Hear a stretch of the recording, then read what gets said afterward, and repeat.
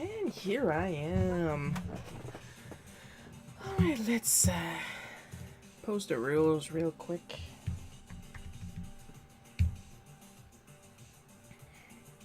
I am very tired, and I will explain in a couple of seconds. But first of all, hello. If this is your first time here, my name is Shiro. I'm a comic artist. What I usually do, on these live streams is I talk a little bit about what I did artistically this week. And then I move on to draw my weekly webcomic, Bootleg Cookie. I am currently exhausted, okay? Oh! Thank you, June, for joining the party. Though honestly, I don't really take Facebook follows that seriously, if you know what I mean. But, yay, thanks for the follow. Just gonna do one last thing, because despite my best automation attempts, there's still some stuff that doesn't automate, so I have to do it manually.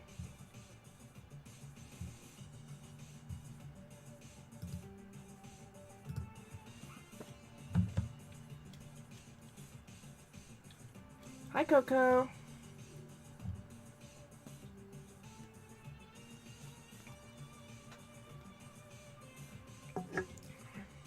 So I had to go downtown,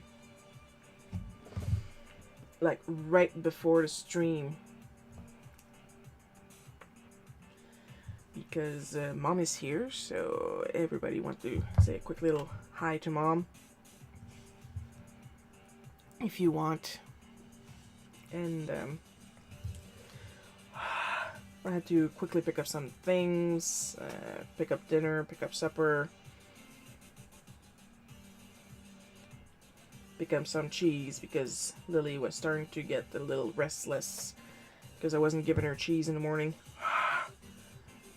And I'm like, not everything is about yourself. I'm not having any cheese either, so...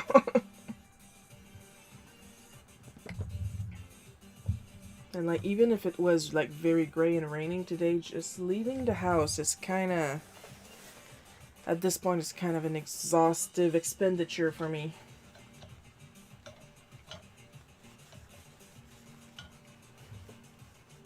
But like I said, Mom is here.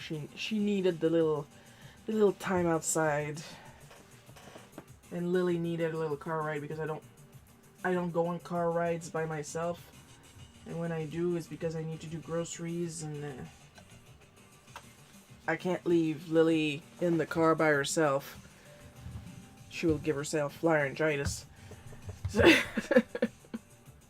She's a big fan of like constantly. So yeah, artistically, not much happened, honestly. I did finish the main part of Wuthering Heights, and I started coloring... Well, I started the work on coloring Auric 6. Like, it's been a year, because, like, Andrew's the one that does the line art. She's having cheese DTs. And then he found... Like, early this year, he found, like, a minute to finish the line art. But then I was the one that was busy with Smack and Whisper in the Winds. Excuse me. And then I picked up Wuthering Heights, because Wuthering Heights was only 6 pages, and I'm done with that. I just need to do the cover, and I got, like, 3 weeks to do the cover, so I believe I can afford to work on something else. So, I started prepping the pages for Auric 6. And, yeah, that's all I'm going to talk about for now. I will move on to more art news in a couple of minutes. We're just going to scoot this over.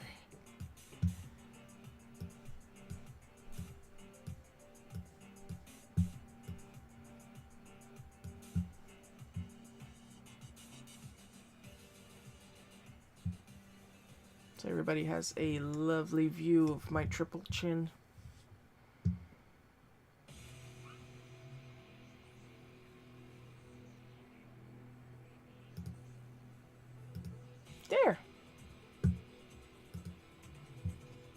Oh, Cartoon Cat Girl is here. Hello. Thank you for joining.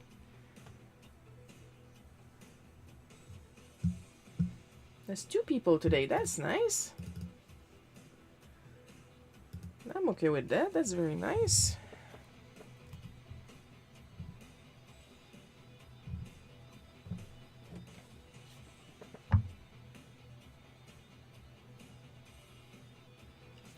So if I start like sounding very lethargic, that's why like I had to run through 3 different stores right before logging on for the stream.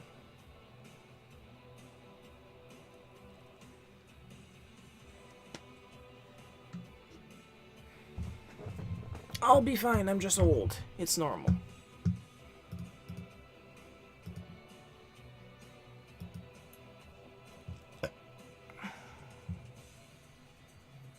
And for people complaining, oh, you're only 42, you're not that old. Listen, I also have ADHD. I literally have nothing to drink or eat that will give me more energy than I have now. Caffeine will put me to sleep.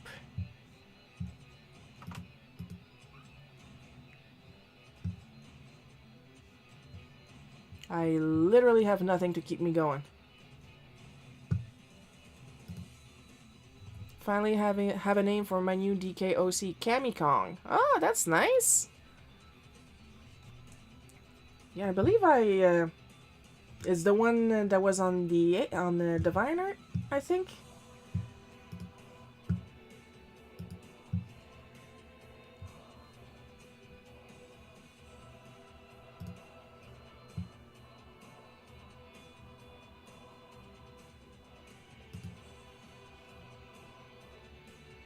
Oh yeah, there we go. I had to go check because, to be quite honest, it's very, very rare that I have real people talking to me on the Divine Art.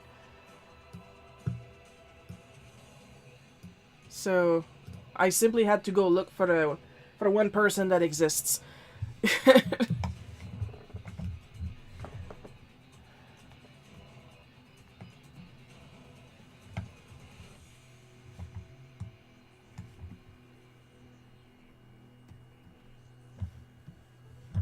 Yay, another chance to draw an absolutely horrible car because I don't know how to draw cars.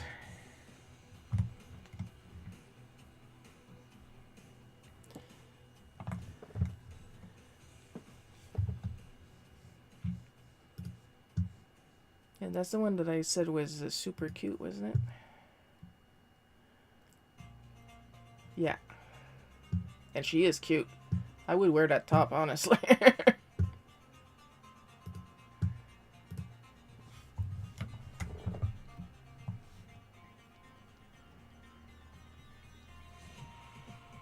So, I'm probably going to be mentioning it in the newsletter. Subscribe to my newsletter. New one's coming out in 2 days. I will announce the date of the release of the next Smack Direct. The last one was like 2 years ago, I think. We're going to have a new Smack Direct fairly soon. It's not that I already forgot the date. Like, I literally asked the date for it to Gabe this morning before leaving.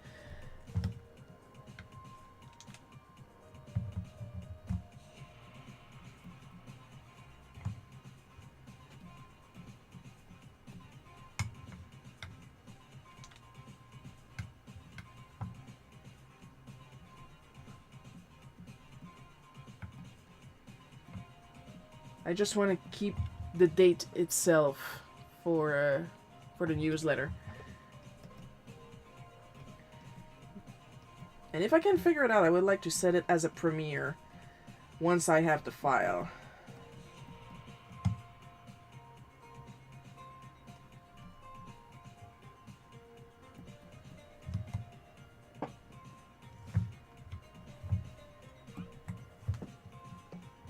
It's basically a tube top with an overshirt. with the way I'm shaped, everything turns into a tube. This is like a really oversized Sailor Moon shirt that I'm wearing right now because it's the only one that gives me a nice silhouette. Because I'm kind of shaped like Play-Doh right now.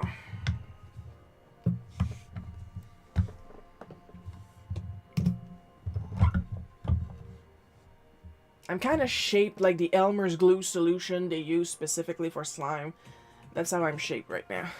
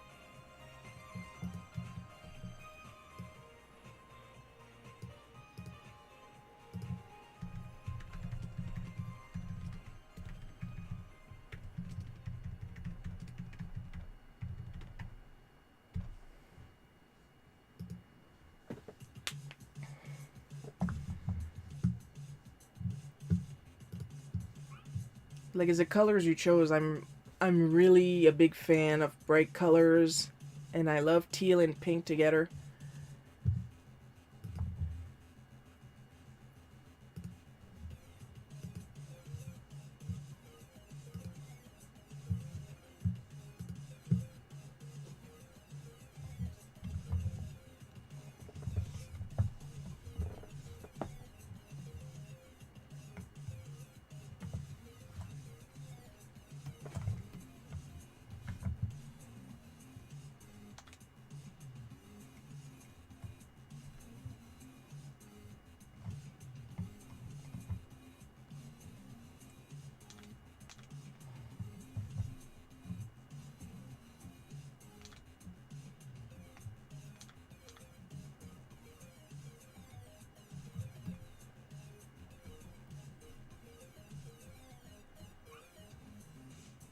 I'm wearing a Hello Kitty shirt today. Sorry, I got the two chats like kind of overlapping a little bit, and my brain is overlapping on itself right now.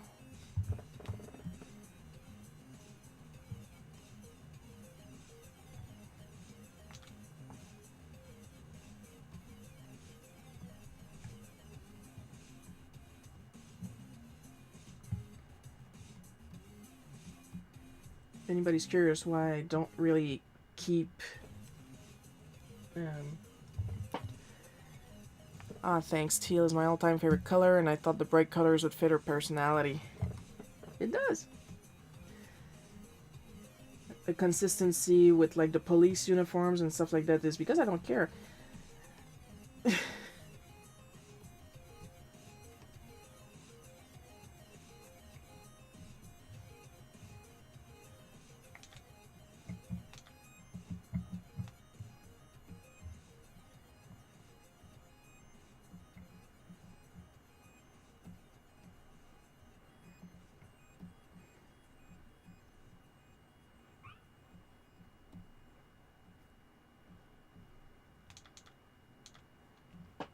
My old man cat Charlie is watching too. Oh, wow. Well, that makes 3 people.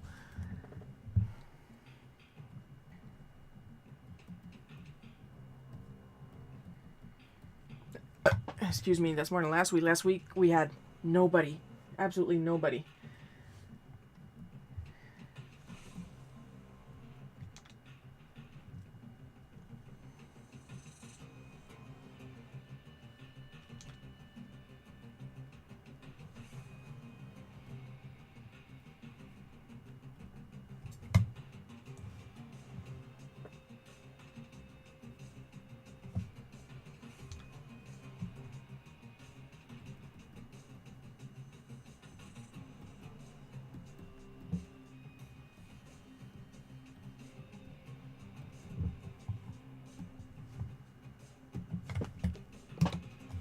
that was kind of sad, but like at the same time, I I record these episodes because I know not everybody is on the same time zone, so.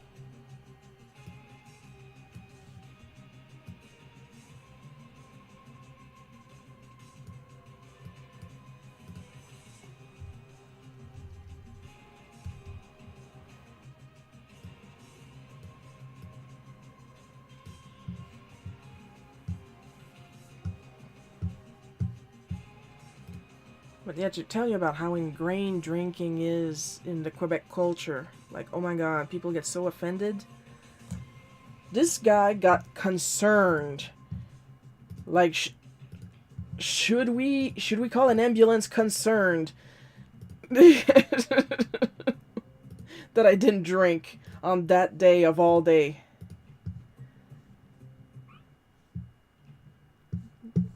Yeah, sorry, I think something came up. Well, wait a minute, that's okay. You're not hired to watch. You watch when you can and / when you want. I'm still gonna complain though. That's my trademark, but it's not fun if you're forced to do something, you know?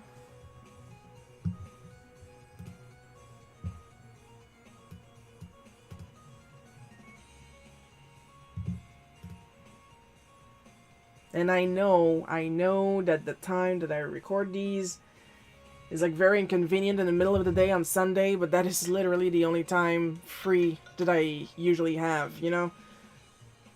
So it's not much more convenient for me either.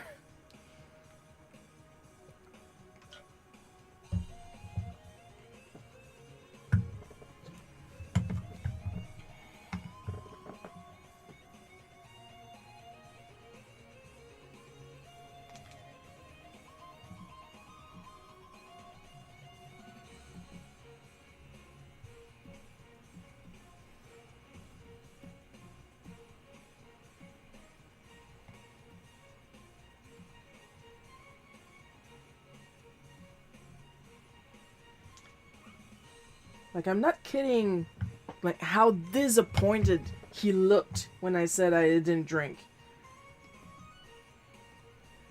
He was so hoping to bust somebody, I guess.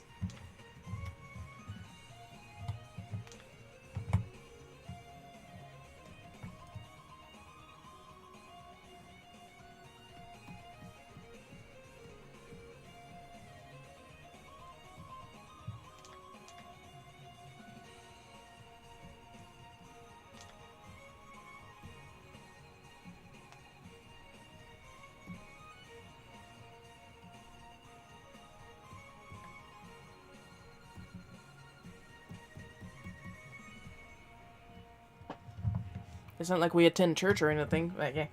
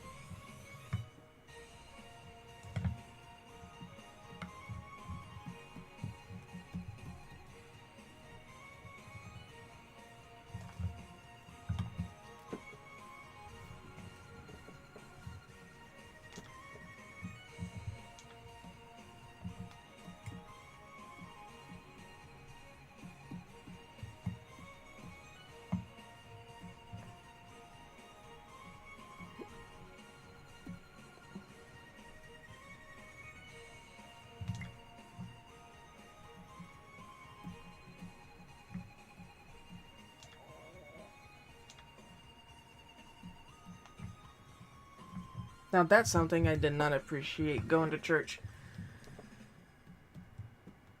Because the times I went to church was like for two of those times I don't remember at all. The first time was like I was 27 days, didn't fit in my baptism dress because I was a gigantic baby to begin with, and I was supposed to get baptized at 7 days old, but it was delayed for reasons that I don't remember because once again I was 27 days old. And then my communion that I don't remember at all, then my confirmation that I remember that I hated my dress up and down and sideways. But the times where I was absolutely forced to go to church, other than those, it was literally on Monday morning every week at my elementary school. And we were not even supposed to be a religious school. We were supposed to be a regular school.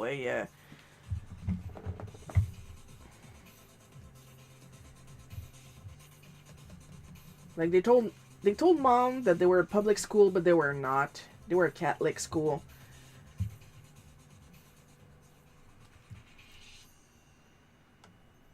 Like we literally had like 2 kids that did not take the religious class. They took the morals class, and they were like locked with this different teacher in a room next to the old gymnasium. Even as a kid, I thought religion was kind of silly. I think the best way to turn somebody away from religion is to force religion on them.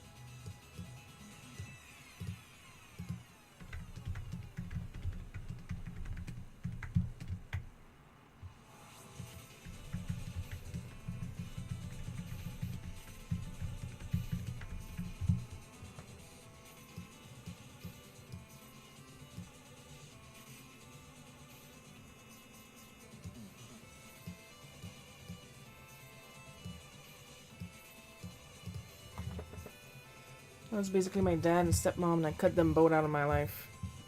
Good move.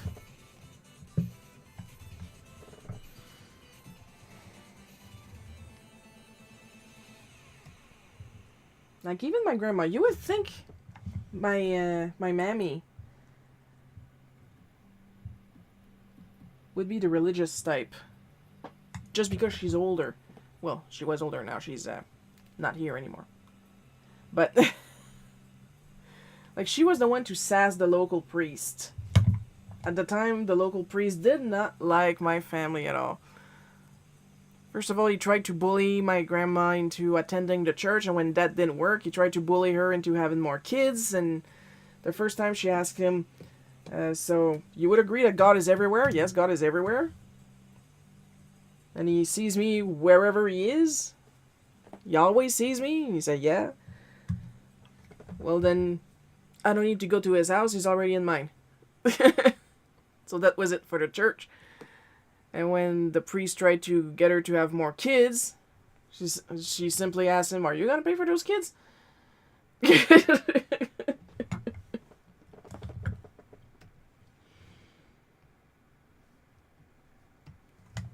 God will provide, God will provide, God has to feed those kids. I already have 3 and I'm struggling.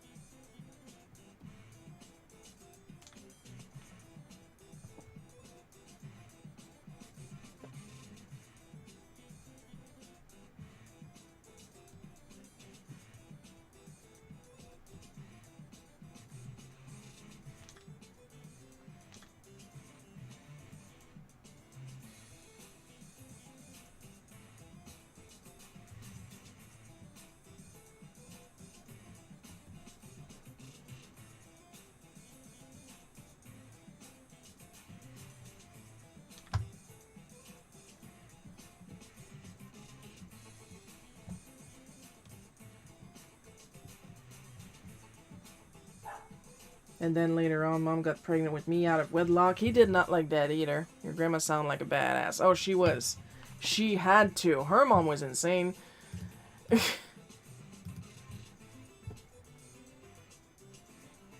Like, her mom didn't want her to marry my grandpa because my grandpa was not rich.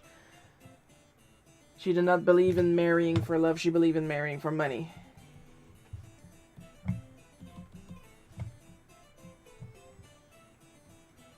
So, of course, my grandma wanted to marry for love.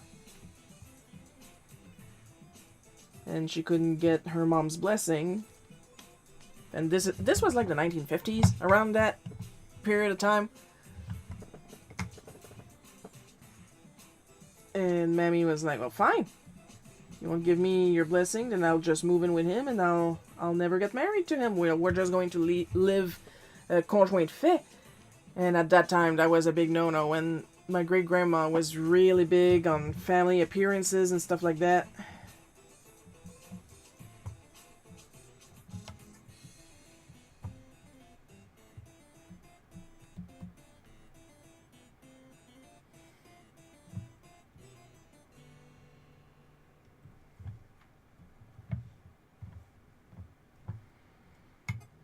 So that idea was even worse and sounds like my old man. That idea was even worse than marrying poor.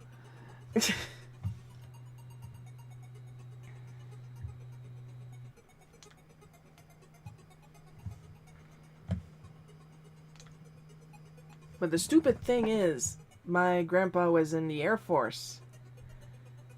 If my great-grandma had given her her blessing when my grandma had asked for it, that wedding would have been free. It would have been large. It would have been like a military wedding, kind of, sort of.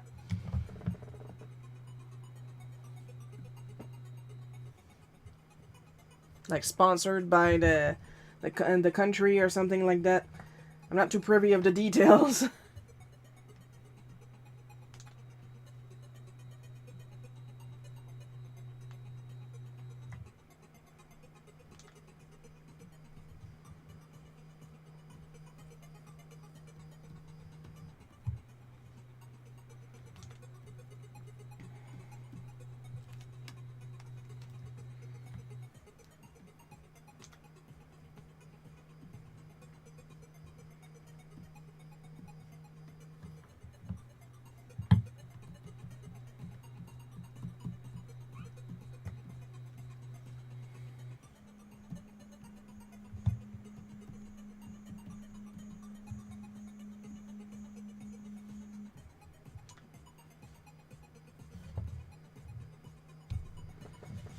Oh man, I would have loved to see the priest try to tell my grandma to submit to her husband. And that's assuming grandpa would have let him live after that. We seem to regress to that mindset again. Yeah.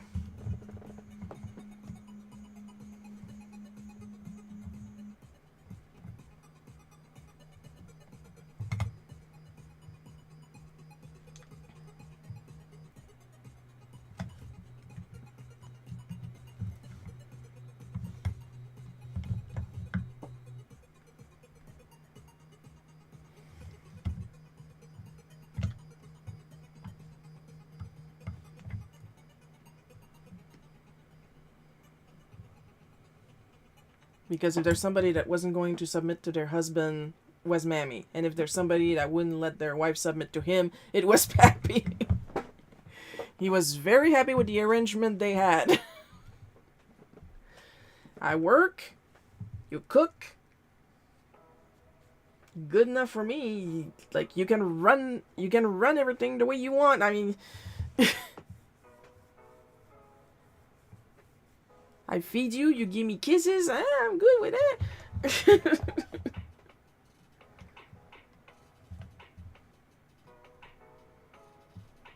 Pappy knew what he was getting into.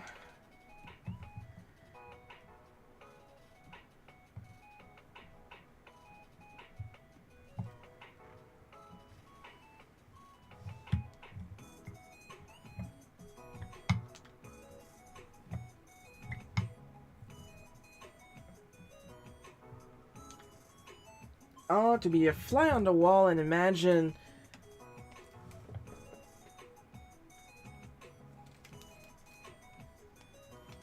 if the priest then went and talked to Pappy. Do you know what your wife did today? Pappy would be like, what do you want me to do? She's a grown-ass woman.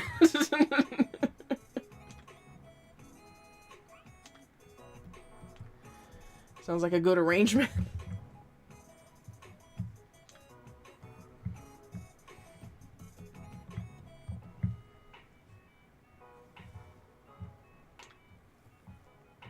Here's the thing, okay? They were both the same age.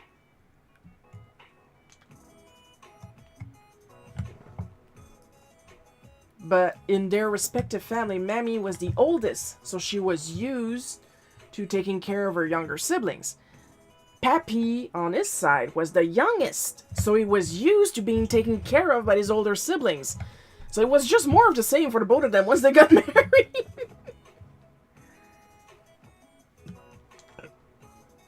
But it's not like Pappy was lazy. Oh, no, no, no, no, no, no, no.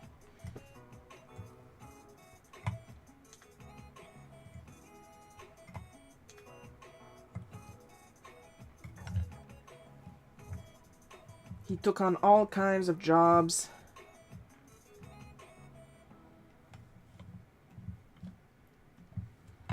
And when he was home, whenever he could, he would help. I honestly don't know if Peppy knew how to cook. Probably, knowing him. But,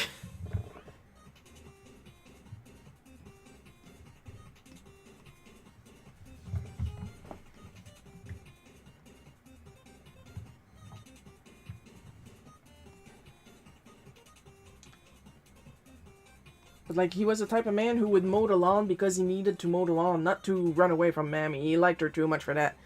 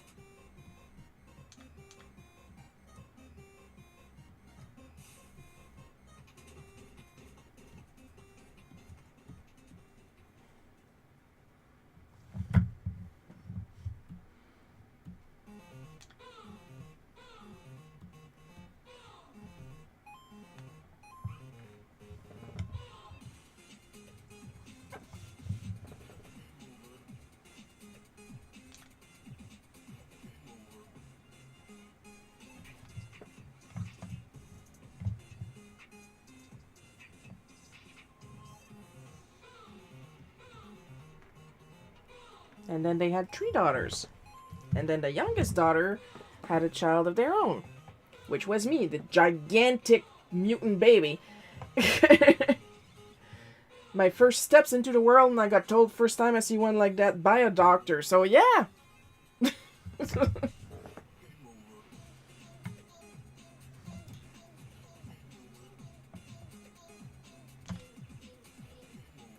Great way to start life.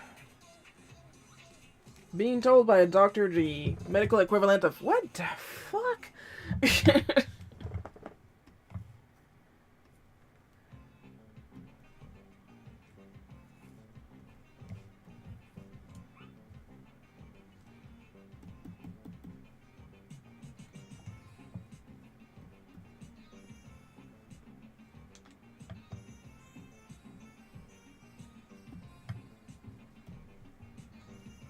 And that is a bootleg cookie. One of the first bootleg cookies my grandpa said when I was born, because mom didn't want to know the gender until I was out, and to this day we still don't know the gender. The meat suit is female. The meat mecha that I'm piloting is female, but in my head it's no. Very no. So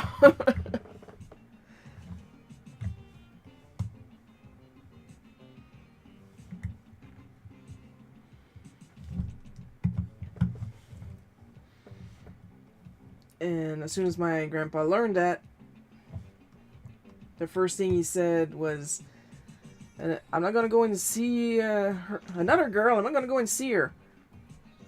The very next thing he said, he picked up his coat and he said, girl, boy, dog, or cat, I'm going to go see my first grandchild.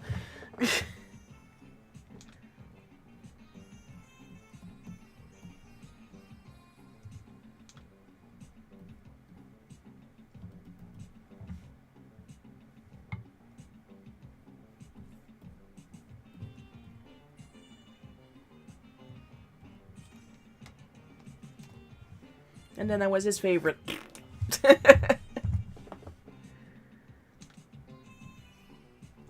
Neurodivergent recognizes neurodivergent.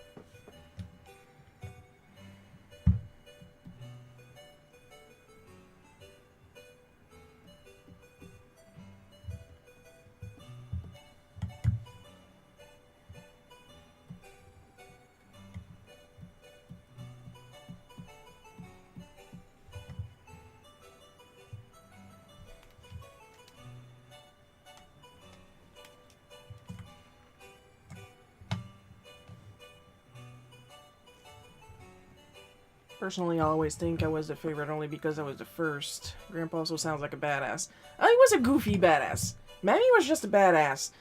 Grandpa was a very goofy, goofy man.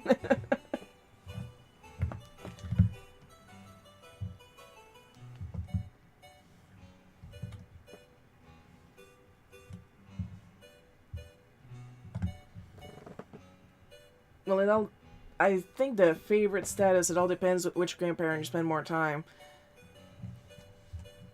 My twin brother would spend more time with Mammy. I would spend more time with Pappy. Because Pappy had the stuff that interested me. Pappy had the computer. I learned how to code in BASIC at around in between 6 and 8.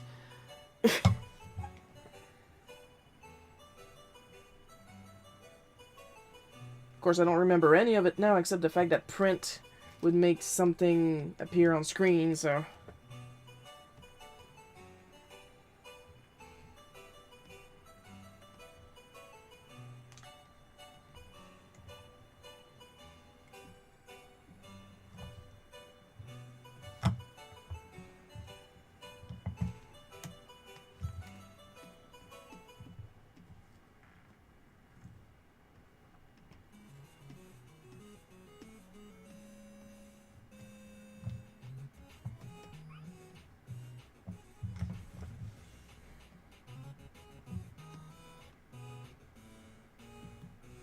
Like, I spent so much time with Pappy. I'm all about goofy badass man. My boyfriend is one. Exactly. Like, literally, my grandpa had so much game. This is how he flirted with my grandma first time they met. He rolled up next to her on his bike. Like, literally a regular bicycle. and asked her if she was going his way. And it all went downhill from there.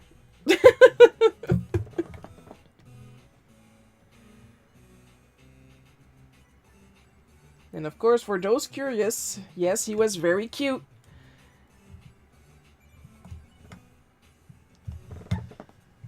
Like, we have a copy of their wedding picture, and which I used to inspire me for their design when I told the wedding story about them. He literally looks like a gangster, like with the whole like mafia outfit going on with the fedora, an actual fedora, not a trilby, a fedora. And the overcoat and the little thin pencil mustache and his hair slicked back with shoe polish because his hair was going white since he was 15. My twin brother inherited that trait. I did not. I started going white at 39. I got my mammy's hair.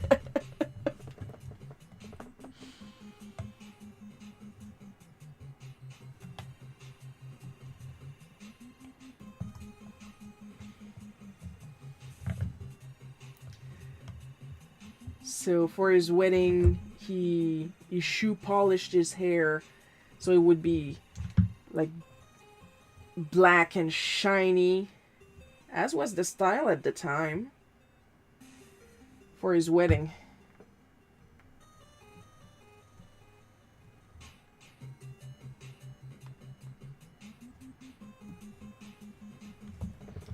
Tale as old as time, and he kept his thick head of hair until the end of his life.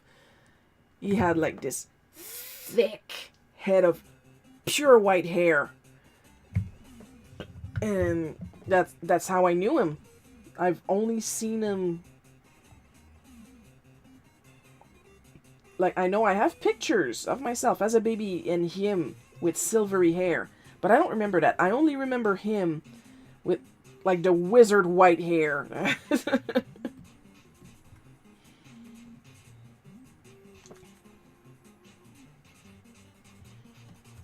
Mammy started whitening like seriously when Pappy died.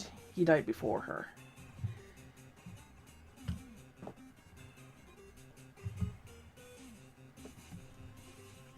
Because sadly, he had a type of cancer that I'm not too familiar with, which then caused bone cancer into him. And it was actually caused because when he was young, like way before I was born, he worked in a textile factory. And the tints and the dyes that they used, they were cancerous. So that's what happened to him.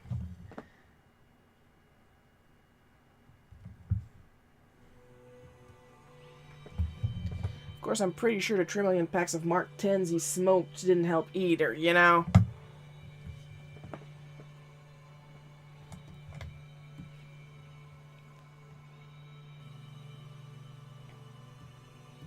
Well, that's what the doctor said. The doctor traced it back to the dyes.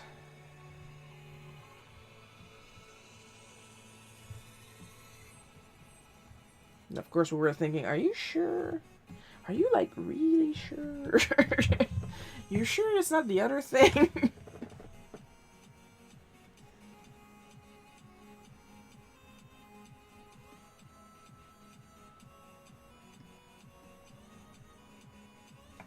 You know, that's another story I should illustrate. When my grandpa died. Well, not the actual event, because I was... Thank you. Because I was the only one that wasn't there, actually. I'm the only one who didn't see my grandpa die. But it did kickstart that weird power that I have, that I could do without.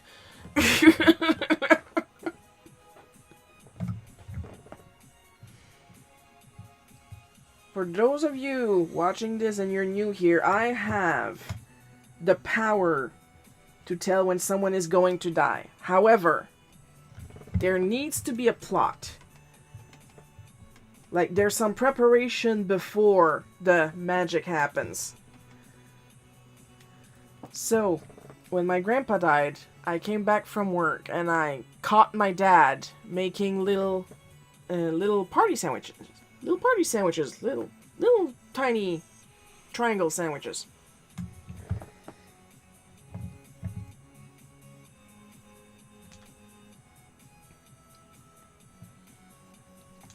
And I saw that, and then I went to my room and I went to cry. And then about like half an hour later, maybe, Mom came home, looked at me, went to my room, looked at me, and said, like, I was still crying. They're like, ah, the big ugly cry.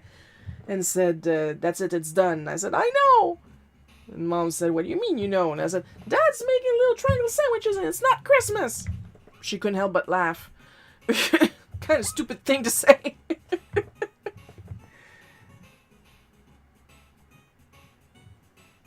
But like I said, it kick-started that weird power. Because then, like a good long while later, Mammy got cancer too.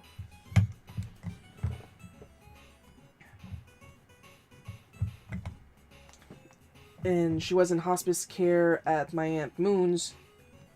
Not my Aunt Moon's, my Aunt Lisa. Sorry. And once again, I was coming back from work, but this time it was, like, you know, just lunchtime. So I sat down with my little McDonald's at Aunt Lisa's, and then I actually look at the table, and I notice that there are little triangle sandwiches on the table. And I said, uh-oh. And Aunt Lisa's like, what? And Mom was there too, so she started giggling because she remembered. And I said, we're in trouble. Mom was like, what do you mean? It's gonna happen tonight. Sure enough.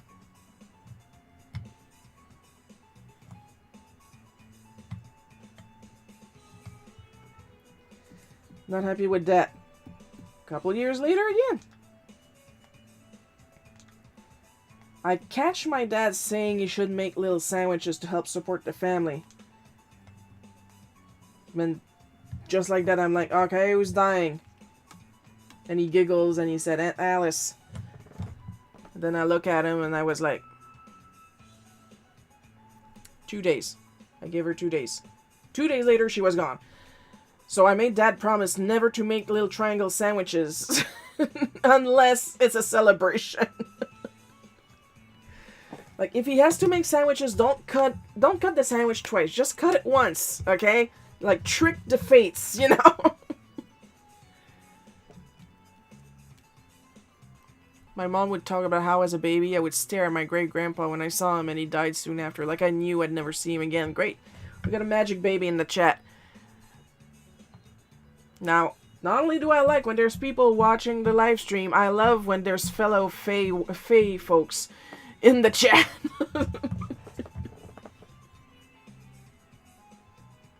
I'm not alone.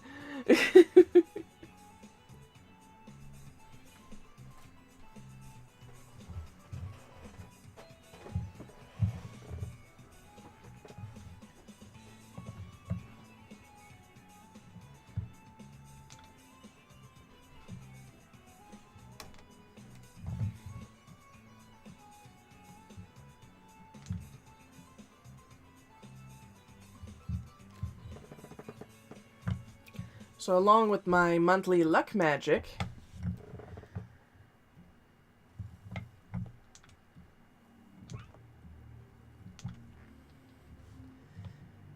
if Dad makes little party sandwiches and it's not a celebration, someone will die. And of course we joke around that my dad poisons the sandwiches trying to expedite them. Because we're evil like that. We're Fae. We're...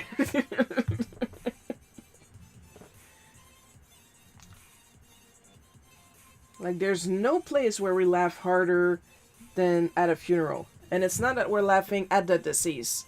We're laughing not at the deceased.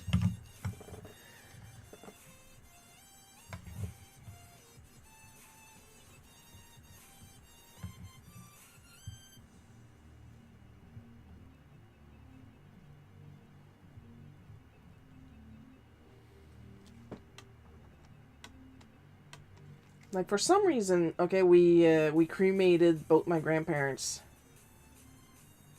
And for some reason, I was put in charge, so I'm sure we'd be considered changelings if we live in the olden times. Oh, we are totally changelings. I am absolutely a changeling. If you're even, like, a 1% neurodivergent, you're a changeling too, hands down.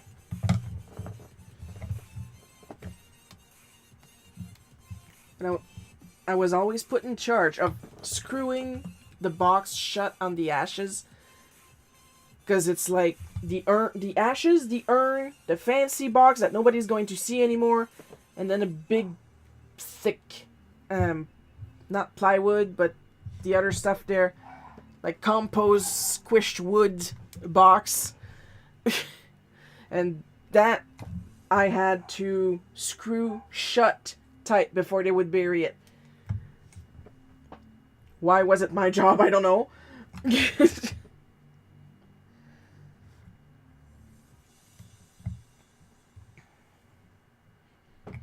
I'm not exactly known for being strong in the arms.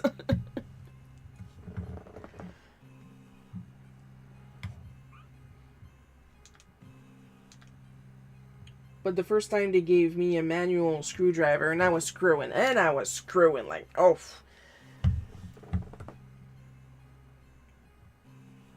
And it's not like I was pleased. Like, I had three sets of grandparents, and that was my favorite grandfather.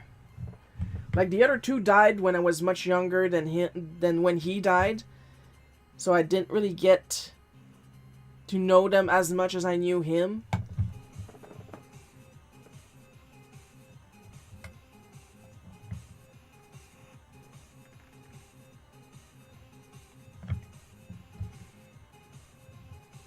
And I was giving it my all, screwing that box.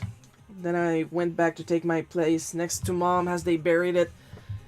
And Mom just, because she is also a changeling, she leaned over to me and whispered, "You were thinking I'm going to screw that box so tight he's never gonna come out." So there's us two idiots in the middle of the cemetery trying not to giggle.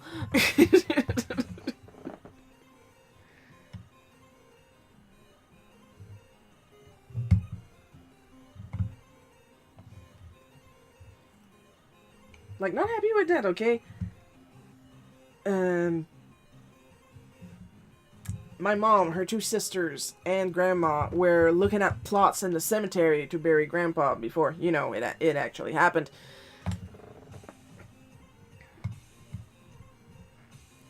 And the guy,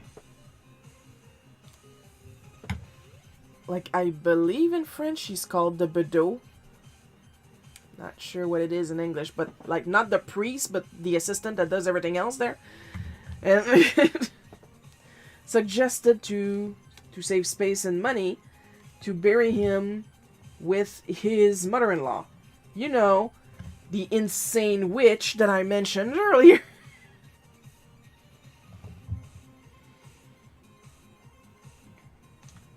Now, I wasn't there, but according to Mom, everybody looked at him like, further. No, I know they're going to be dead, but they're going to catch a fight in there. Further. And then he kept suggesting spots, and my family was like, he's buried, he's buried on the edge of a cliff. It's making lemonade out of lemons.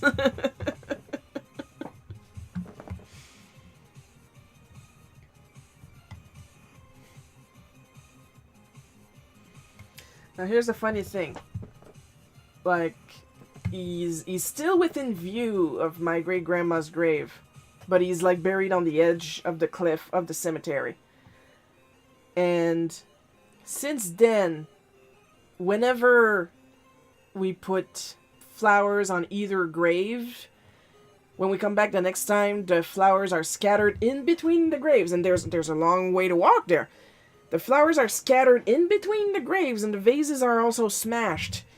So we're imagining that they're still fighting at a distance.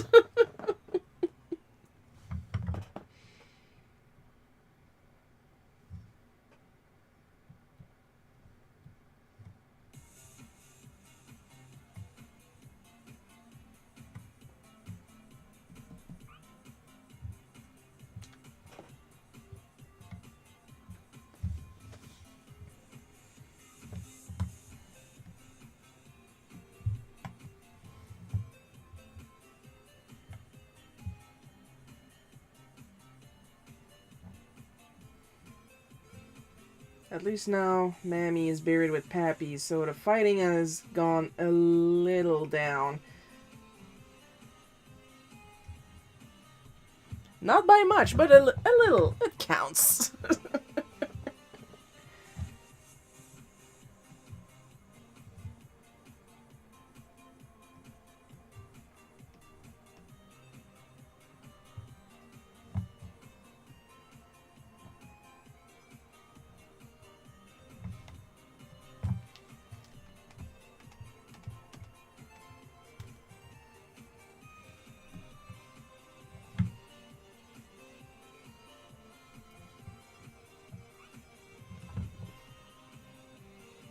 Gotta get ringside seats for that fight.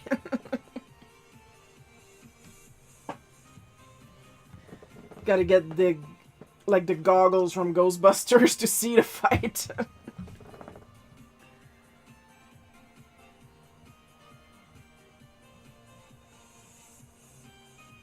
And it's like two skinny ass old people just throwing flower vases at each other.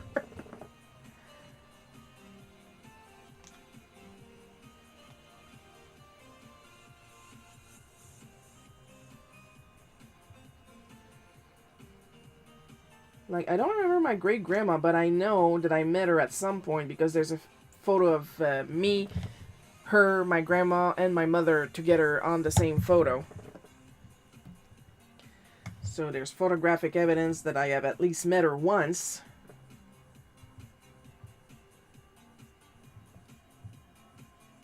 And I inherited some weird knickknacks from her.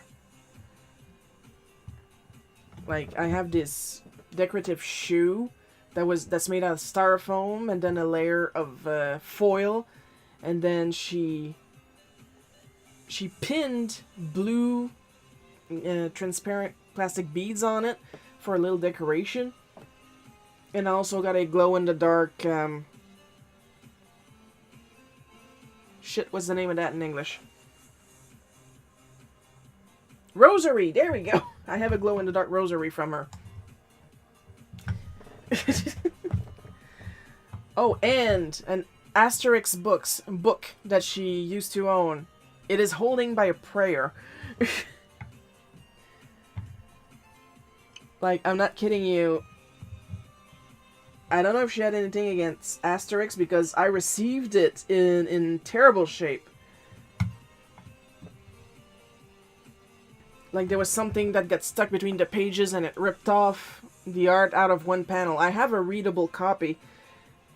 I have a copy that I keep to read, and I have this copy because, oh my god, it's just fun to freak out my fellow artists. Hey, look at this book, and then I open it, and it's one thread keeping the pages together.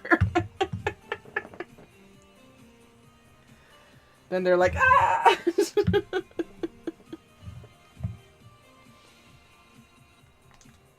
Told you guys I was evil.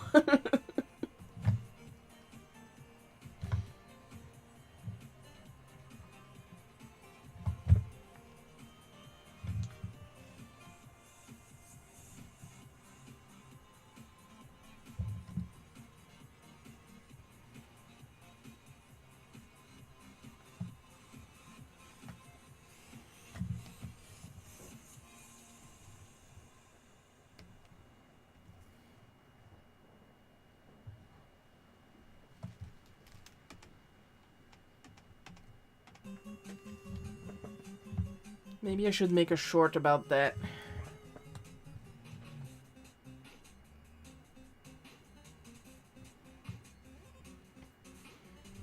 So you guys can also panic at the state of that poor book.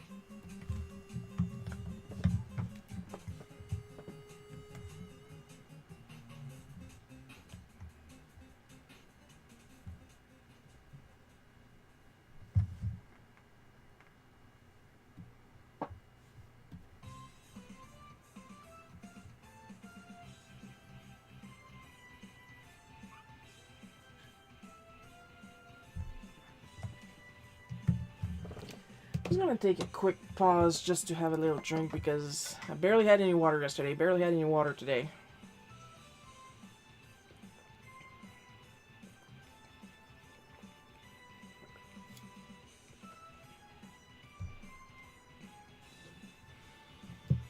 I feel better.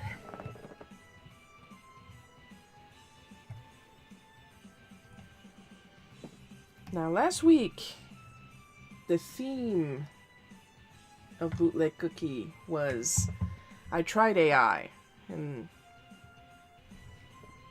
I basically resumed my experience with it to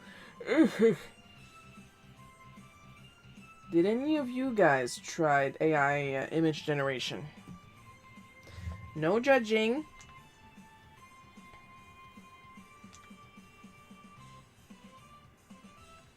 And we are not discussing the horrible environmental impacts at the moment. We're just discussing the experience.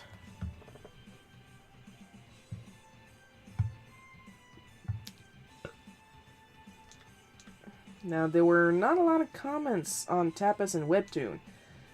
Divine Art had a lot to say. So much so that I had to then write a post about the comic congratulating everybody for being so respectful on the topic.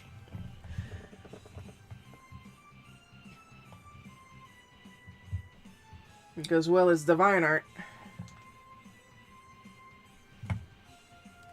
And, like, I'm not saying I'm respectful myself. Like, there was an AI image generator that commented on my front page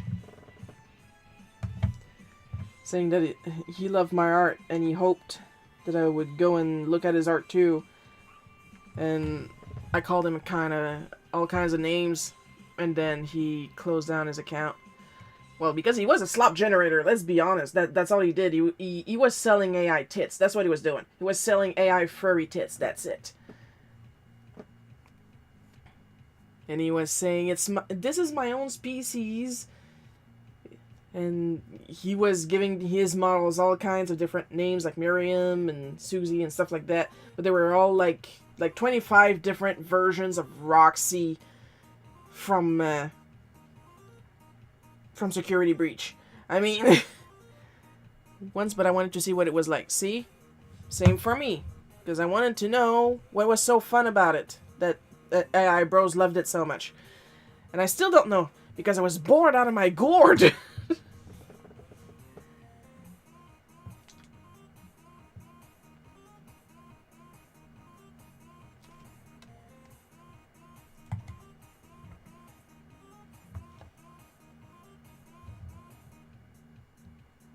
And that's what I depicted in the comic. Me being bored, because that is what happened.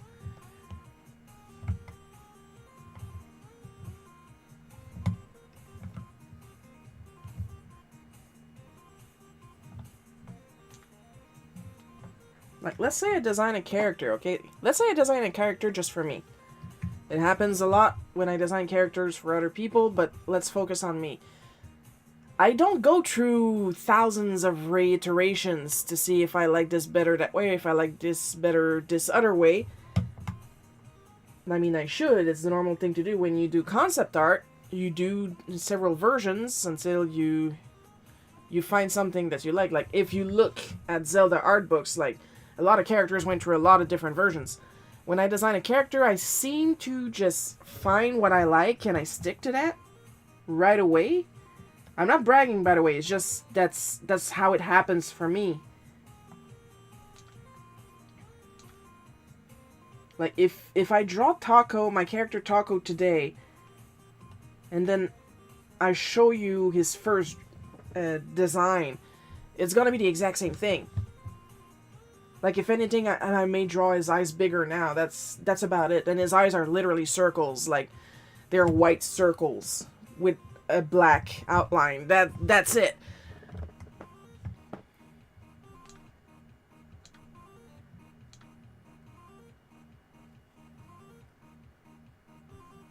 For a more recent example, Risa.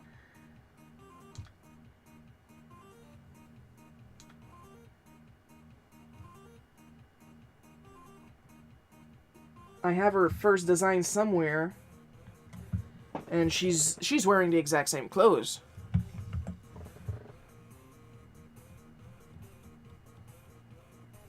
I designed her first with the short hair, but then when I designed her with the long hair, she had loose long hair like she does before she leaves to meet with Sylvando at his ship. The braid came last, basically, but the braid is important.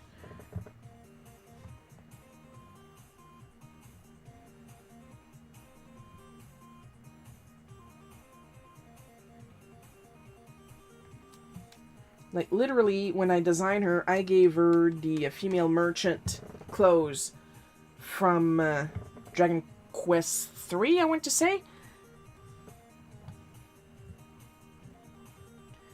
As a placeholder outfit. And it turned into a default outfit. But I shortened her legs, so instead of pants, she has shorts.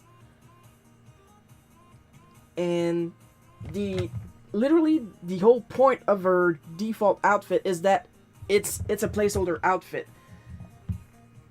They were in a hurry to dress her up because she had been attacked by a monster. They had no female clothes on board.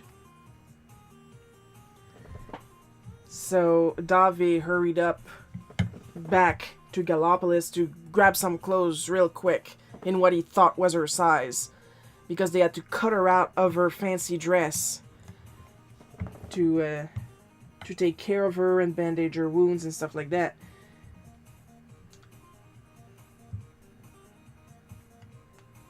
Hey, you're getting Risa lore today.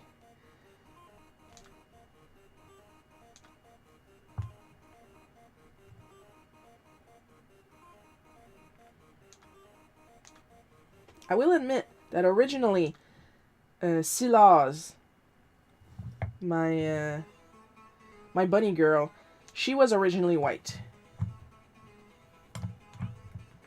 So the only thing I changed was her skin tone.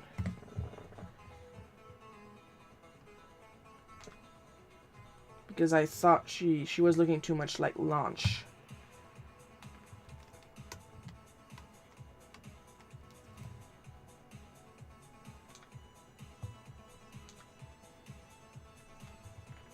And also the fact that I complain a lot.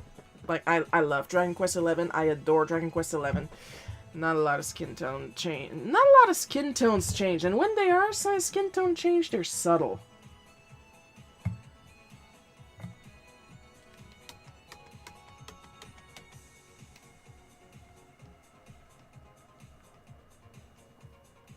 And then I think about the original Final Fantasy VII, when they had a lot of various skin tones.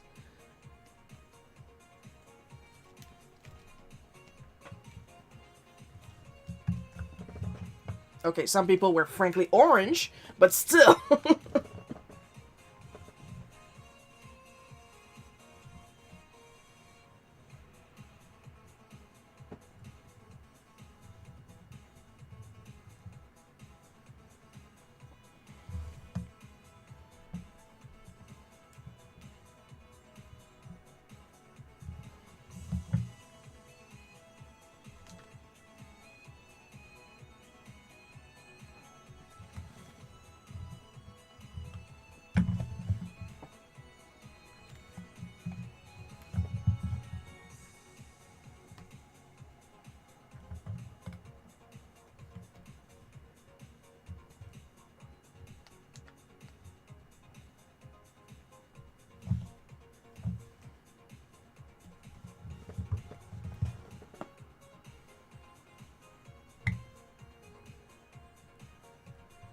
And back to AI. Somebody had commented that... Several people actually commented that either they or somebody they know used it as an assistive tool. Or that you should use it to give you idea, but hand draw the idea. And I agreed, but the problem is, almost nobody uses it like that. They'll just grab the first thing that looks shiny to their taste, and then post it.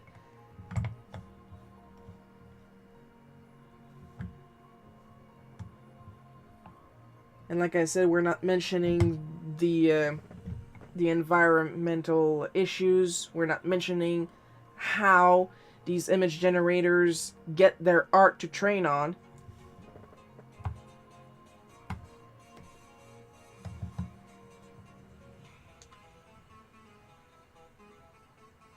Like, we're literally only talking about the technicalities of this technology.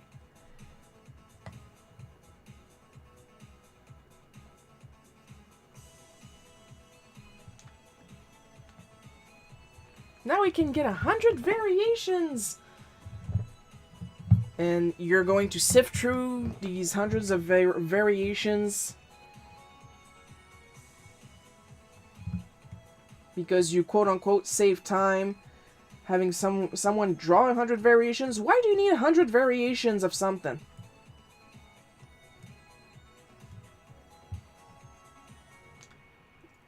Like, I understand that I got lucky with how people seem to really like my first draft of designs. Because between you and me, guys, okay, I design a lot of the Aurora Man, M-E-N, in Aurora Man, M-A-N. Like, there are lots of variations. There's Aurora Ronin that I designed. There's Aurora Borealis that I designed. There are more Aurora Man, M-E-N, that are going to show up eventually in the Aurora multiverse that I designed. There's a pirate. There's an extreme 90s version.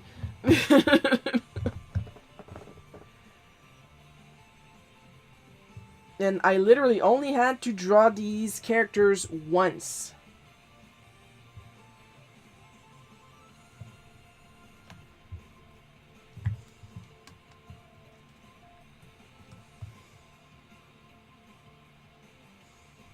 And I know for a fact I'm not the only one that can, like, draw a design, and the other person is like, oh my god, yes, that's exactly it. I'm just saying, do you really need 100 versions? 100 variations? Like, I don't know how it goes for Zelda games, because they may show maybe maximum 10 designs on the same character on one page. But 10 is okay, 100... It was so fast, too. And is it going to be fast to pick which one you like best? Or are you going to outsource that, too?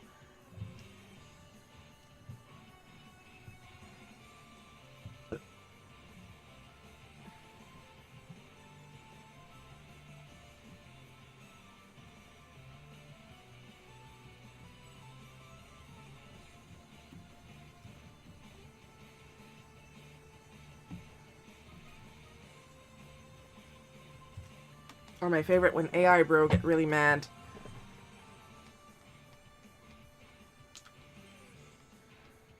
And they tell artists that we're finished. And we'll be forced to use AI and not draw anymore.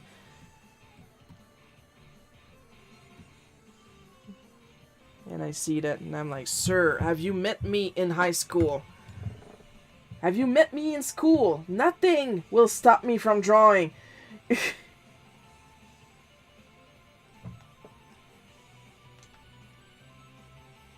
I have somewhere in this studio as we speak, okay? There is a box with a comic I made in grade 12 that is 310 pages long.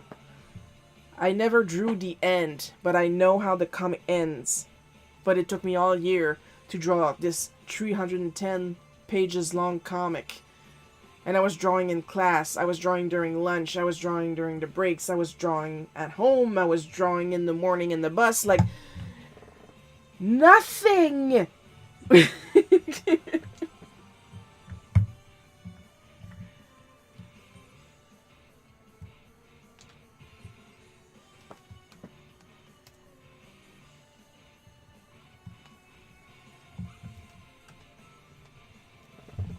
To hell with them, real art forever, yeah.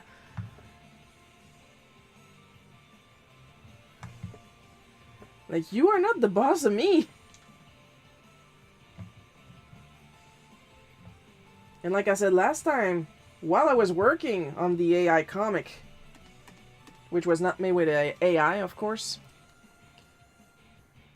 Like, I don't know what AI bros have against artists, but I want to meet... Like, I want to see the gang of artist thugs that were bullying the computer club in the 90s. And that's assuming these people are my age. Like, a lot of AI bros are probably like half my age, in their 20s. So, I want to see, like, was it like a shark versus jets things? Like...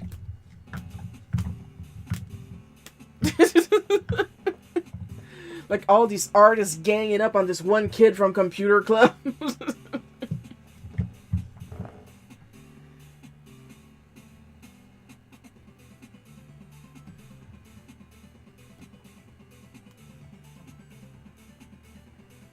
Like, I want to see that fight.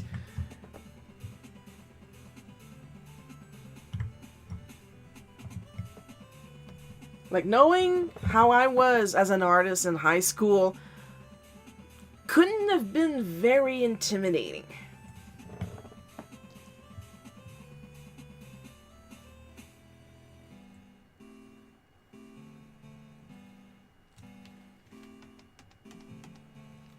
Like, we all know I'm a changeling, so obviously I was heavily bullied.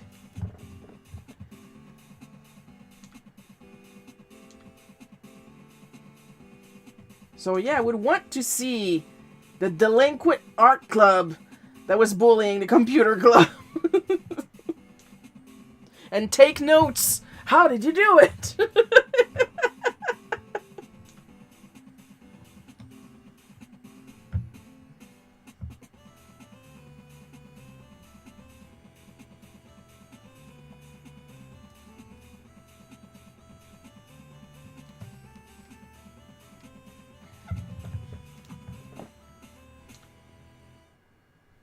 Hey, we'll be waiting for you outside of school. We're gonna contrapposto your ass.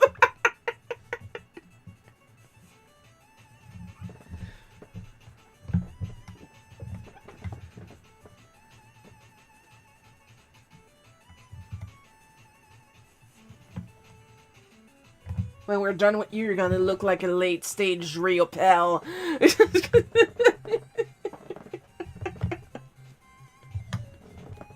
We're gonna O'Keefe your ass.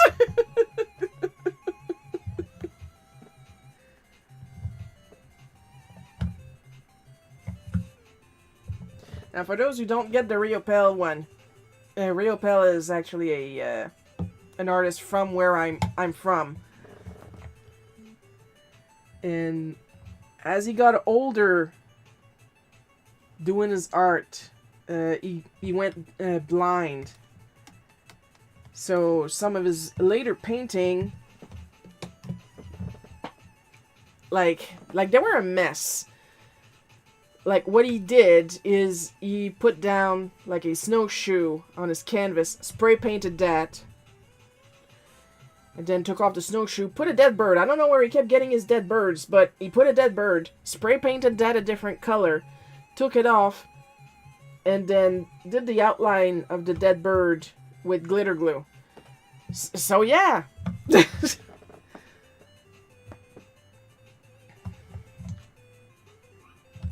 And on that note, I don't want to hear anything about not being able to draw.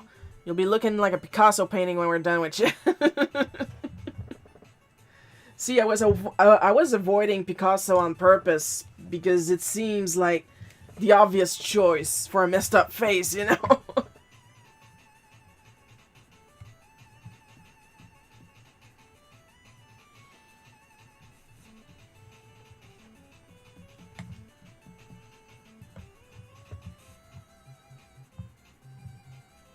We're not gonna dilly-dally about beating you.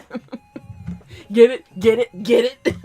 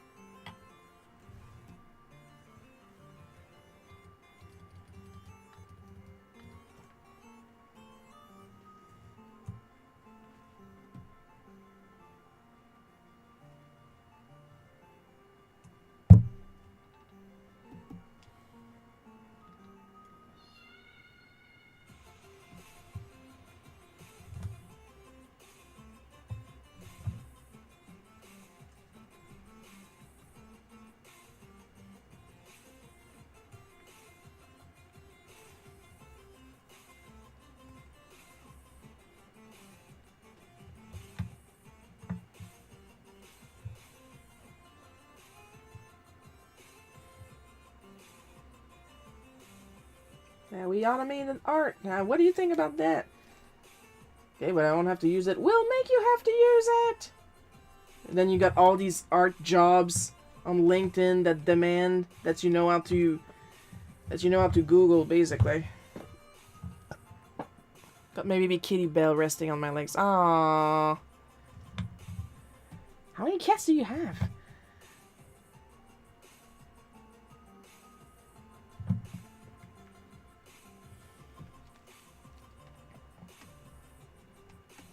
It's like when Jobs asked that you absolutely have to know Photoshop.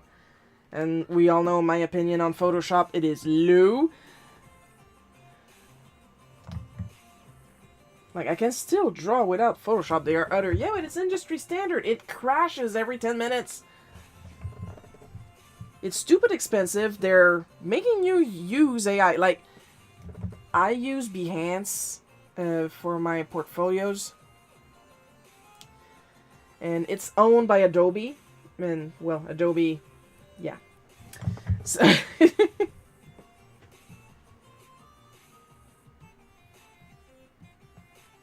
Not much more a fan of, you know, oh.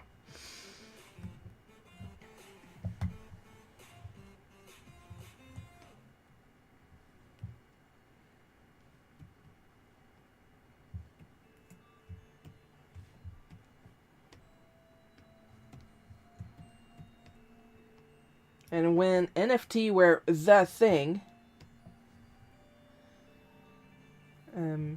Adobe put in an NFT maker kind of sort of in Behance, which I never used, of course.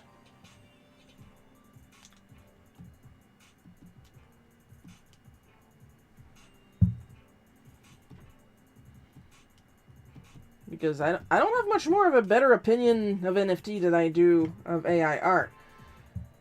I don't like saying AI art. I prefer saying AI image generation, but it can't be helped to say AI art when everybody else is calling it that.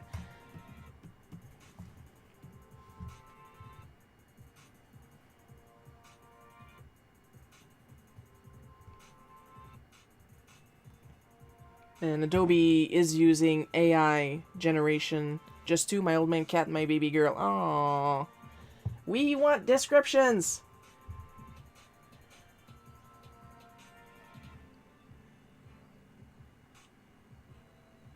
And they're like, Photoshop is necessary! Photoshop is necessary! No, it's not. I can literally save files in PSD format. And that's all you need.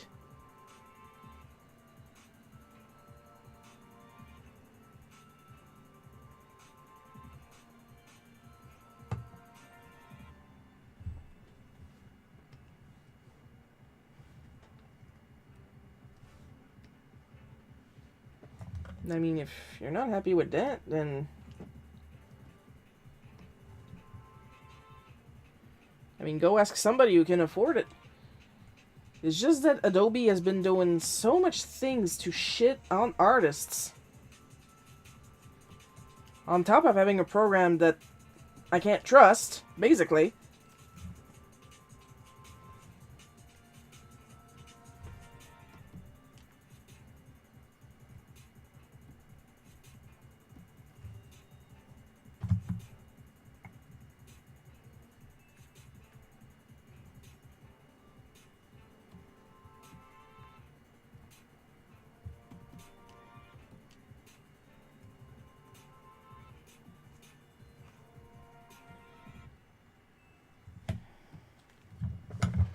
And that's another thing when I talk about Adobe and stuff like that.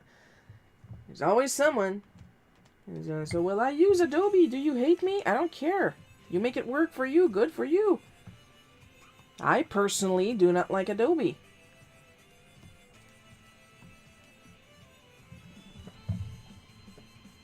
Like, I did have someone tell me that.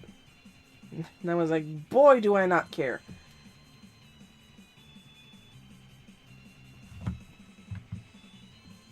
Why is it different with AI image generation? Because nobody that uses Adobe got on my ass demanding that I use it.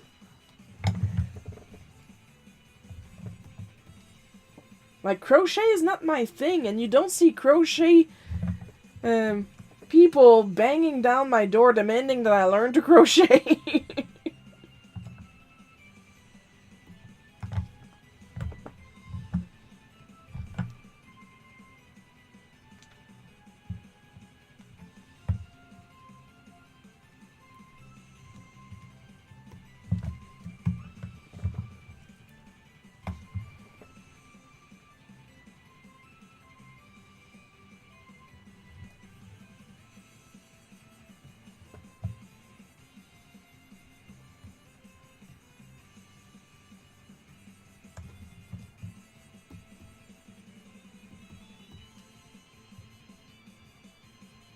Like, I'm gonna use what I want, and that's it.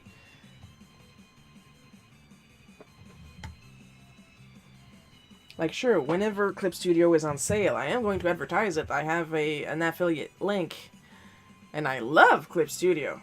But, like, if somebody prefers Procreate or Krita or stuff like that, I'm not gonna... Yeah, Clip is so much better. I don't know for Krita. I didn't try Krita. I'm not comfortable with Procreate, but that's just me. I still try it. I paid for my copy. That's because one of the people that I help with their art uses Procreate, so I'm trying really hard to learn it to help them. So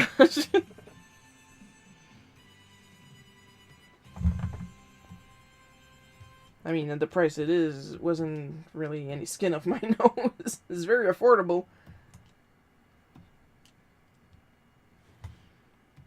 Now it's gonna look like I'm being lazy with the inside of the car, but that was my first car, the Mercury Topaz, and everything in that car was red. The outside paint was red, the interior was completely red.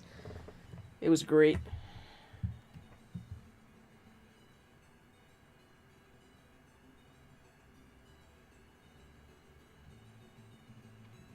I'm going... The seats were, like, everything was red in that thing. Oh, that sounds Christmassy. Circles of the bells? No, thank you.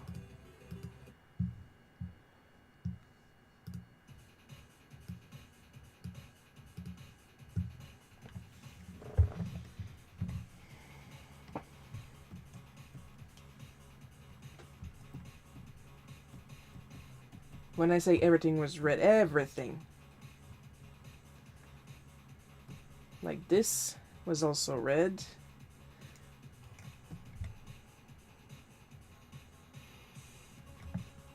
Now the buttons were black though, so gonna keep the theme going. The radio was replaced to accommodate a CD player, so that I'm gonna color silver.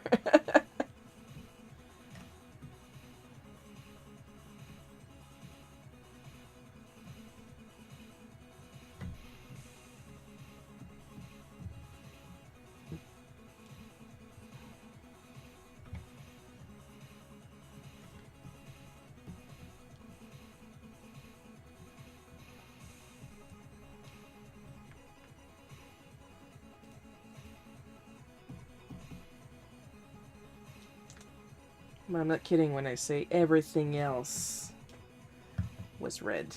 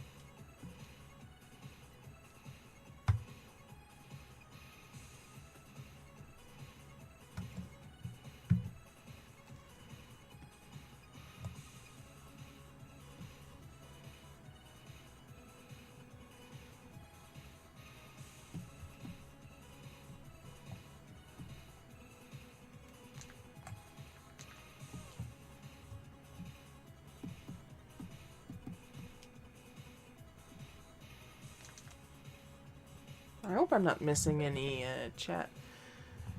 Sometimes I just start to zone in and like, where am I?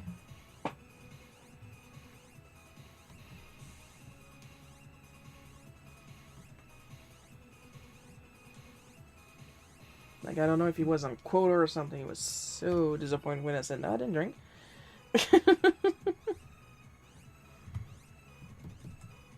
What's it do ya, buddy? Like, he was so disappointed when I said I only had 2 Pepsi. I was sure he was going to offer me a beer from his car.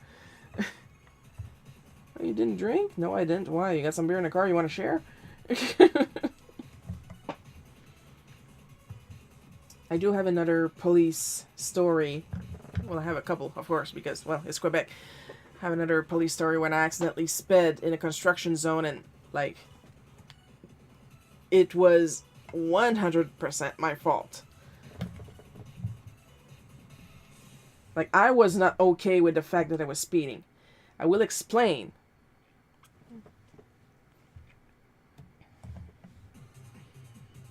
That it was because the bridge that I was driving on had been in repairs for months. And they had finally patched up one of the areas that they were working on. And it was so smooth that I did not notice the speed I was going. It was so smooth, I literally, once again, neurodivergent, zoned out, did not pay any attention to my speed. So, of course, there was a policeman that was monitoring people leaving the construction area, and it, whew! So I pulled to the side, and he comes up to me and he says, do you know when I stopped you? And, like, I was genuine the entire time, okay? Like, 100% pure Shiro. And I was like, I actually have no idea, sir. I'm sorry.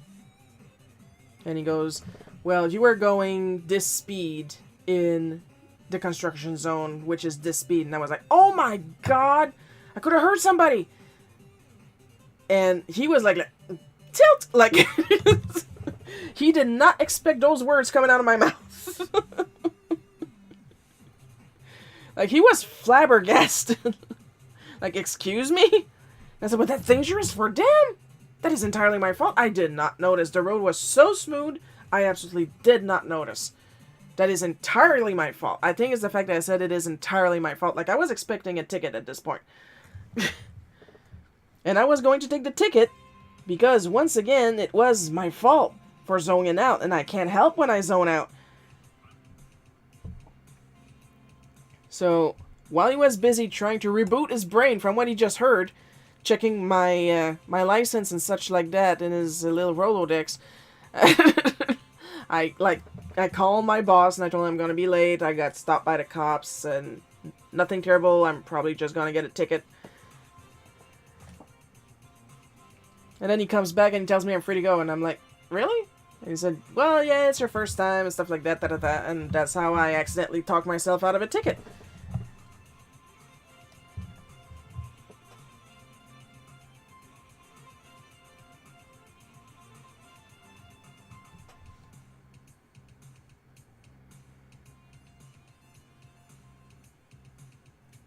I guess it's like I keep telling people when I talk about retail work, like, just be nice. Like, you can get so much more out of being nice.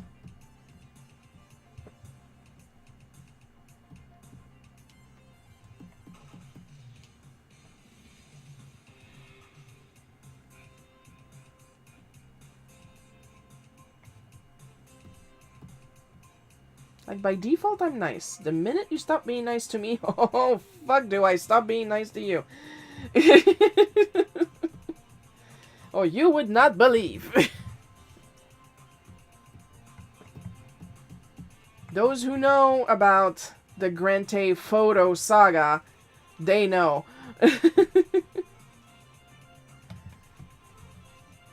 Of course, that is a bootleg cookie by now.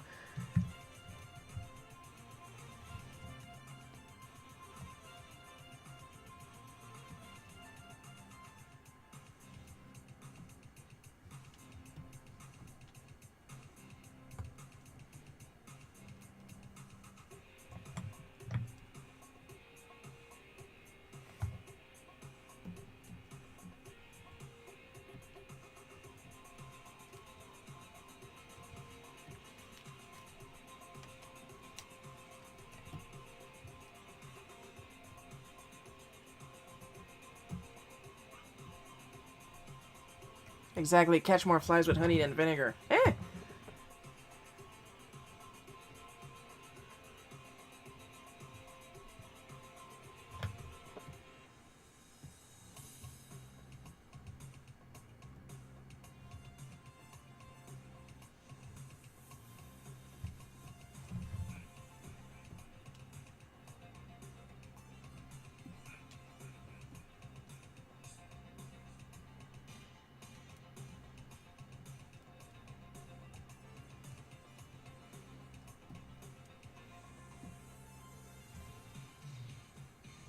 One of my favorite times was when people would, like, actively annoy me, sorry.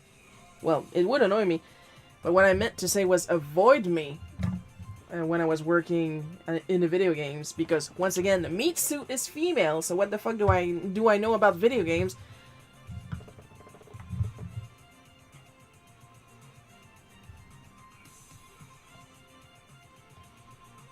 And then my male coworker would just look at them.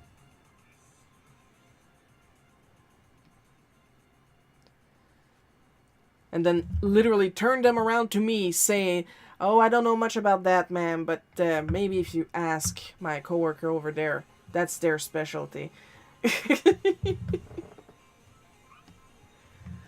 Oh my god, there was one time, I just remembered, oh my god, there was another coworker.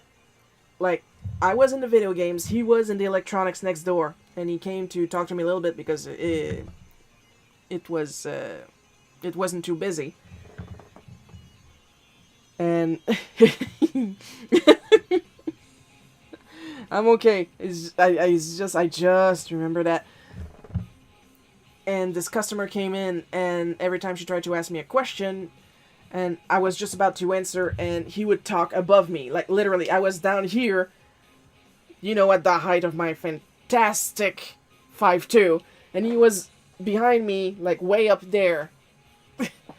So he would literally talk over me.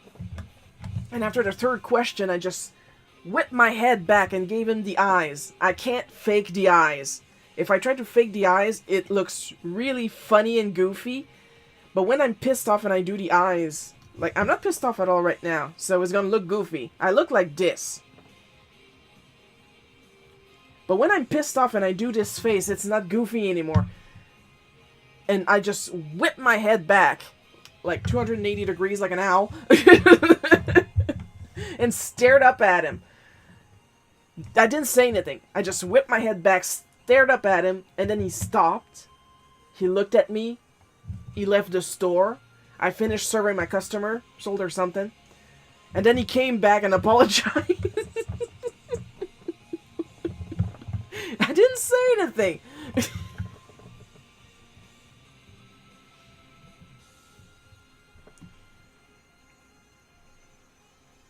Poor dear. I think I traumatized him.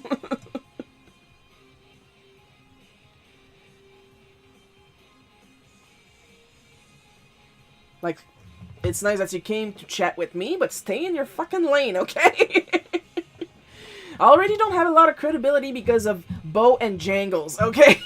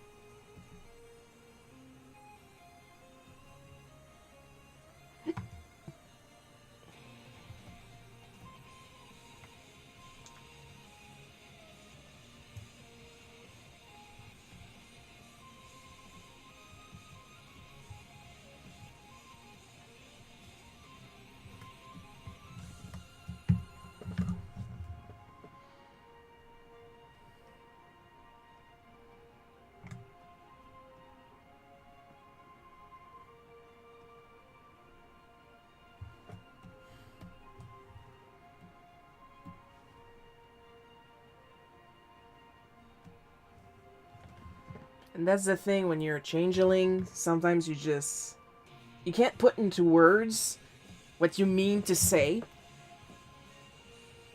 In my case, it's probably because I was, like, filtering on the fly and trying not to say fuck.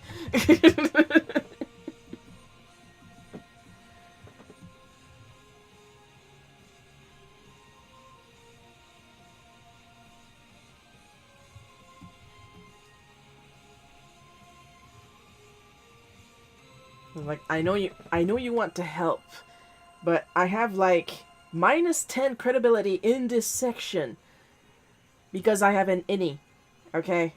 Because I talk like this. Because I have to put on makeup. I have to put on eyebrows. I have eyebrows, they're just transparent, but I do have them. There is hair.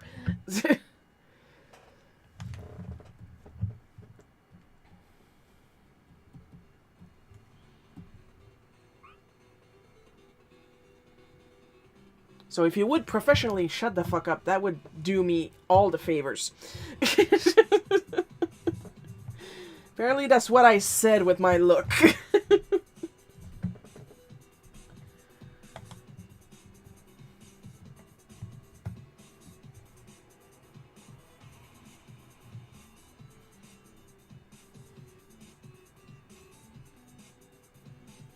They say the eyes are a window to the soul. Well, my soul was on fire that day.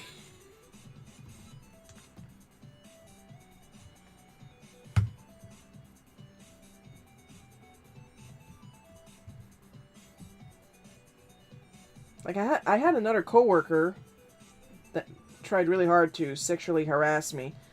And, he found out the hard way. Found out the hard way, I do not appreciate that.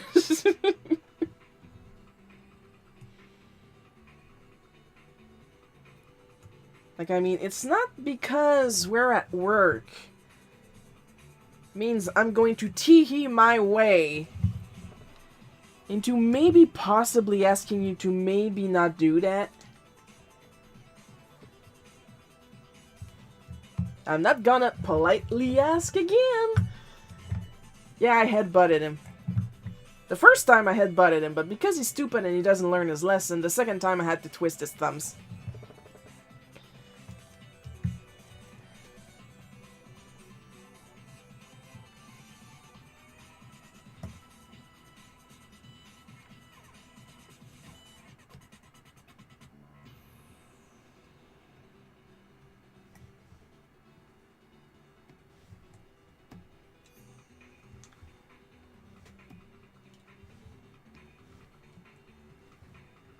Like, explain to me, like I'm 5, how he was going to justify blowing in my neck and then literally trying to grab my tits at work.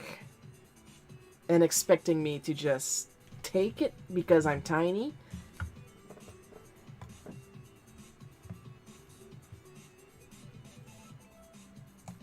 Because you can't turn around and then tell me that I wasn't professional. He was not professional trying to grab me where he doesn't belong.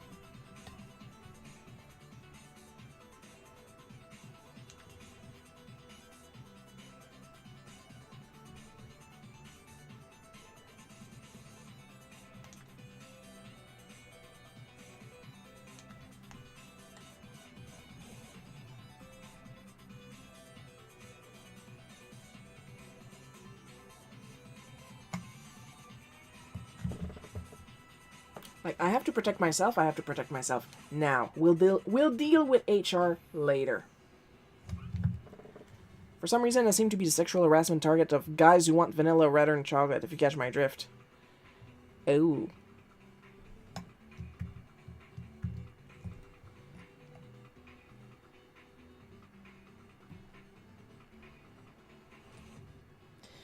Well, feel free to follow my lead, and if they get a little too handsy, make them regret that.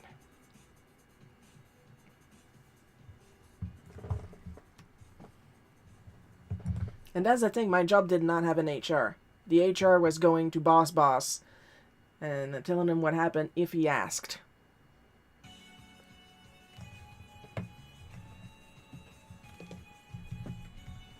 And I was honest too, every time something bad happened at work, I would go to my boss. Not boss, I would go to my boss, my manager. Tell him right away what happened. And that he could, like, check the cameras to see what really happened. And usually he would burst out laughing because he would love how I handled myself. And then say, "T'as bien fait."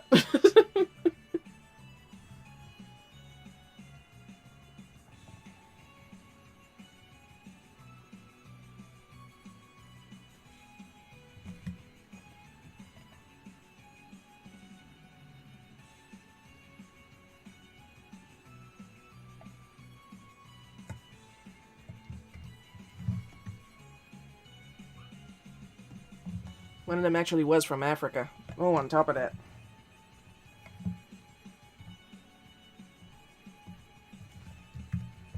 And then you have people going, "Oh, just say no." Yeah, you know what happens when we say no? We fucking die.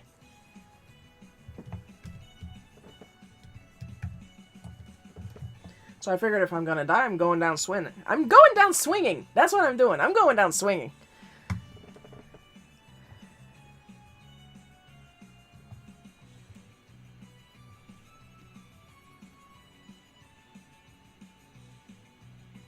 Like, they're gonna find enough DNA under my fingernails when they find my corpse.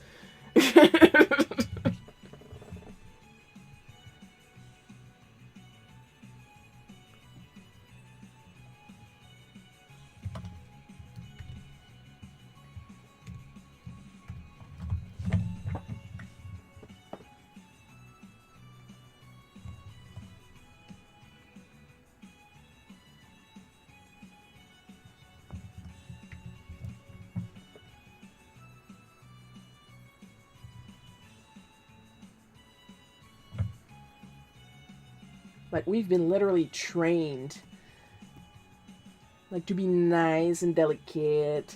And we gotta spare the man's feelings. That's a grown-ass man. He's gonna spare his own feelings. He is gonna learn that the world does not revolve around his ass. And if I have to dropkick someone to do it, even if I'm 5'2", you know who else can fight? Danny DeVito, okay?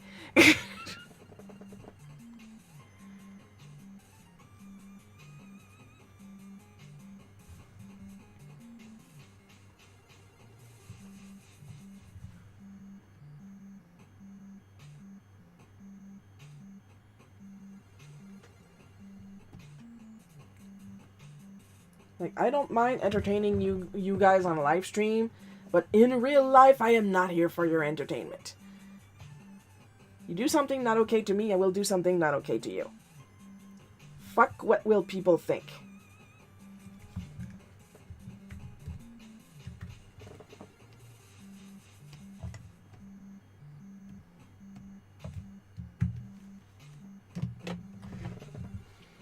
And with that, let's take a little looky-loo. I'm just gonna, because I drew a nail here, I'm gonna draw one here, or else it's going to bother me. But other than that, I'm pretty sure I'm done.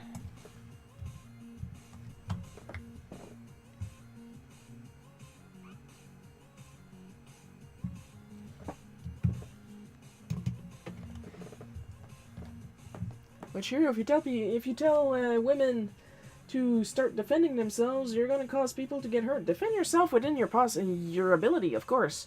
Me, I'm way past that, if only because I have no patience left. Like, I have so little patience left that I can't be arsed to be scared anymore. Like, literally, when I told you guys about the time the cops came to my house at 1 in the morning, I was scared shitless. But you guys remember what I did? I just sat up, got dressed, and then called 911. So that's what happens. I'm so sick of being scared that I just turn efficient. Another weird thing is that a lot of guys who flirt with me wants to either play sports with them or either go camping when I'm not a fan of either. Ooh, camping. Ooh, no. Especially not when it's the first time you meet them. No. You want to stay in public for a long while before camping. Whenever they suggest an activity that might isolate you, Nope. The only time I might have considered it, and like I'm not a fan of sports or camping either, the only time I might have considered it was when my friend Ollie invited me on a hike. And like, I am not in a shape to hike. But the thing with Ollie is that he was my friend, he was gay, and I could easily fold him in 3 if I wanted to. Like the guy that blew in my neck that got head butted and then his thumbs twisted, bleh. Like, he had a full head on me, and like he had some meat on him, and I still hit him. Ollie, I could have made a little paper crane with the guy. You'd think the cop would have been satisfied that you weren't drinking and driving. Oh, he was literally disappointed for me. You didn't celebrate? Like, I wish... Like, I can't say the Tony said it, but I wish I could represent it in the comic. Like, he was on the verge of tears with how his voice wavered. You didn't celebrate? Like a whisper. Like, oh my god, my heart. Like, the voices you make when you see a puppy video, you know? Oh.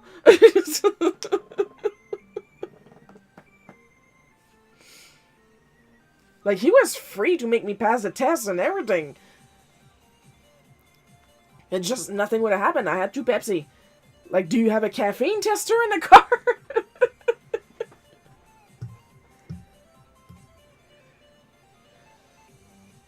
Excuse me.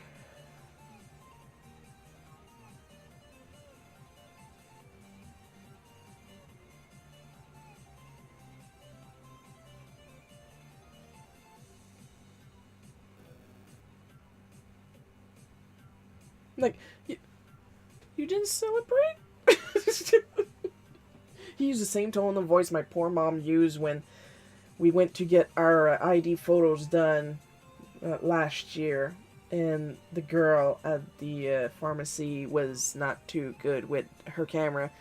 And Mom came out looking like a twomp. Like her head was a big rectangle. But that was the lens. She does not look like that. And it was definitely the wrong lens. The wrong lens setting. Like, she looked rectangle. Perfectly rectangle.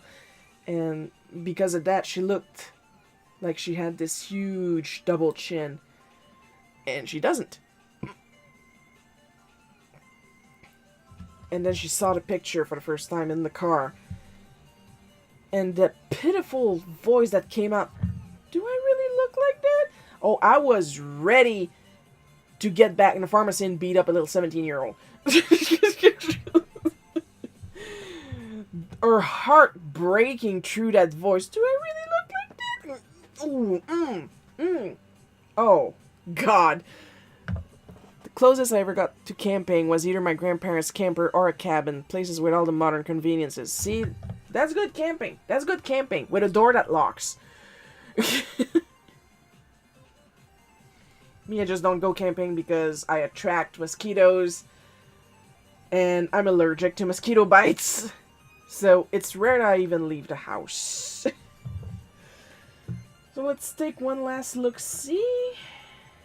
And I believe after that we will be done, because I have another hour of work to do after this. To pre-upload the comic, put it on Patreon and stuff like that.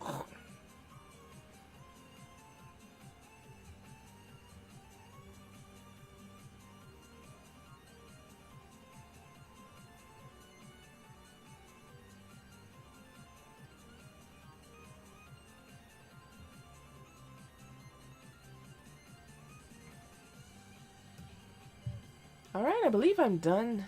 I believe I'm done. Yeah, I believe I'm done. So, you know what that means? We are going to the end of stream screen. And we're going to give extra special caramel drizzle rainbow sprinkled chocolate syrup thanks to our supporters: Emma B, Paul K, Miss Enovis, Sir Other, Blah 6, Matthew H, Laura S, Bat at Multiplayers, Winter the Kitten, and the part-time support booties, Super Dude at 808, and Rocket Mouse. Your continued or part-time support is always appreciated.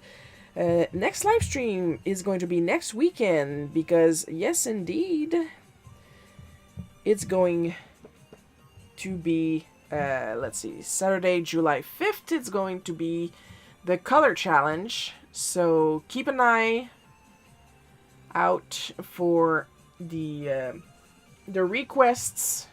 I'm going to be posting the requests. Remember that you can post your requests either in the Instagram story, or I will be having a suggestion box open on the posts. If you don't have Instagram or don't like using Instagram, there will be a suggestion box, and then that'll be on Friday the 4th, and then on Saturday the 5th, I will, well, not me, I will be putting all the suggestions into the Wheel of Morality, and the Wheel of Morality will pick 4 suggestions. If your suggestion is not picked, feel free to try again next month until it is picked. And of course, the usual Bootleg Cookie live stream is going to be on Sunday, July 6th. Both are going to be at 1 p.m. Eastern Time. That's my time, not your time. Maybe your time. I don't know you. I don't know your life. Hope you guys had fun watching me draw this. I had a lot of fun drawing it. I'll see you guys next weekend. I love you all. And bye-bye.